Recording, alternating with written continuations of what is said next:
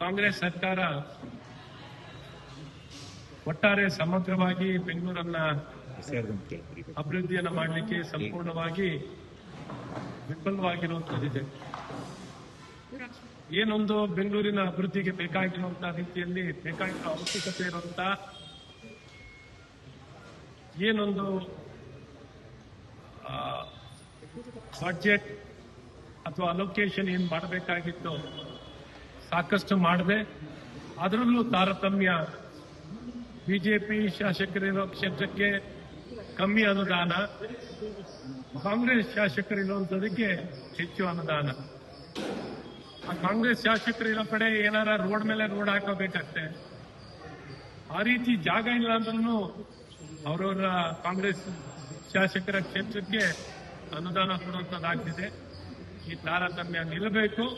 ಬೆಂಗಳೂರಿಂದ ಇವತ್ತು ಎಲ್ಲಾ ರೀತಿಯಾದಂತಹ ಹೆಚ್ಚಿನ ತೆರಿಗೆ, ಏನು ಕಸದ ತೆರಿಗೆ ಆಗಲಿ ಅಥವಾ ಪ್ರಾಪರ್ಟಿ ಟ್ಯಾಕ್ಸ್ ಆಗಲಿ, ಅಡ್ವರ್ಟೈಸ್ಮೆಂಟ್ ಆಗಲಿ, ಈ ರೀತಿ ಬಹಳಷ್ಟು ಹಣವನ್ನ ಇವತ್ತು ಪವರ್ ಬಿಲ್ ನಲ್ಲೂ ಅವ್ರೇನ್ ಲಾಸಸ್ ಆಗ್ತಿದೆ, ಆ ಪವರ್ ಬಿಲ್ ಅಲ್ಲಿ ಎಲ್ಲಾ ಕಡೆ ಲಾಸ್ ಆಗುವಂತ ದುಡ್ಡುಗೂ ಬೆಂಗಳೂರಿನ ಮೇಲೆ ಹೆಚ್ಚಿನ ದರವನ್ನು ಹೆಚ್ಚಿಸುವಂಥದ್ದು, BWSP ನಲ್ಲಿ ಹೆಚ್ಚು ದರವನ್ನು ಏರಿಸುವಂಥದ್ದು, ವಿವಿಧ ರೀತಿಯಲ್ಲಿ 5-6 ರೀತಿ ಚಾರ್ಜಸ್ ಹಾಕುವಂಥದ್ದಿದೆ. Meter charges, OC charges, other charges, sanitary charges ಅಂತ ಒಂದೊಂದು ಗ್ರೂಪ್ನಲ್ಲಿ ಚಾರ್ಜಸ್ಗಳನ್ನು ಮಾಡಿ 3% ಕಲೆಕ್ಟ್ ಮಾಡಿ, ಇದ್ರ ಮೇಲೆ ಕಲೆಕ್ಟ್ ಮಾಡಿ ಬಿಜೆಪಿ ಶಾಸಕರಿಗೆ ಒಂದು, ಕಾಂಗ್ರೆಸ್ ಶಾಸಕರಿಗೆ ಒಂದು, ಈ ರೀತಿ ತಾರತಮ್ಯ ಮಾಡುವಂಥದ್ದು. ಒಟ್ಟಾರೆ ಸರ್ಕಾರದಿಂದನೂ, ಕಾಂಗ್ರೆಸ್ ಸರ್ಕಾರ ಅಧಿಕಾರಕ್ಕೆ ಬಂದ ಕಾಲದಿಂದಲೂ, ಬಿಜೆಪಿ ಸರ್ಕಾರ ಇದ್ದ ಕಾಲದಲ್ಲೂ, ಬಿಜೆಪಿ ಸರ್ಕಾರದ ಸಮಯದಲ್ಲಿ ಹೆಚ್ಚಿನ ಅನುದಾನ ಬೆಂಗಳೂರು ಕೊಡುವಂತದ್ದಾಗಿದೆ.